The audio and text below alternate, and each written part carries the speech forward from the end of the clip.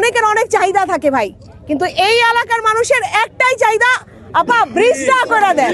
প্রার্থিতা পাওয়ার পর ঢাকা 14 আসন থেকে যখন আমরা প্রত্যেকটা ঘরে প্রত্যেকটা গ্রামে যাই কাউন্ট দেওয়ার, সকলের অনেকের অনেক চাহিদা থাকে ভাই, কিন্তু এই এলাকার মানুষের একটাই চাহিদা, আপা ব্রিজটা করে দেন। আপা বলেন ব্রিজটা করে দেন, সারা জীবন মানুষ হয়তো তাদেরকে মনে রাখবে, ইনশাআল্লাহ দোয়া করবে। তো এই জায়গা থেকে আমরা বলতে চাই যে আমরা যারা জাতীয়তাবাদের বিশ্বাসী, যারা আমাদের মাননীয় প্রধানমন্ত্রী জনাব তারেক রহমানের আদর্শে বিশ্বাসী, তার নির্দেশনা অনুযায়ী কাজ করে যাচ্ছি।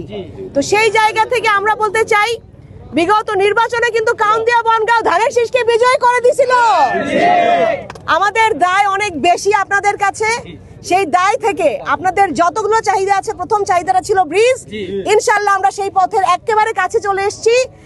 আমাদের প্রধানমন্ত্রী ঢাকা 14 আসনে যেদিন এসেছিলেন আপনাদের মাঝে, আমাদের সবার মাঝে একটা ওয়াদা, প্রত্যেকটা কথার মাঝখানে শুধু স্পেসিফিক যেই ওয়াদাটা করেছিলেন, প্রতিশ্রুতিটা ছিল বনগাঁও কাউন্দিয়ার জন্য ব্রিজ লাগবে, আমরা করবো ইনশাল্লাহ।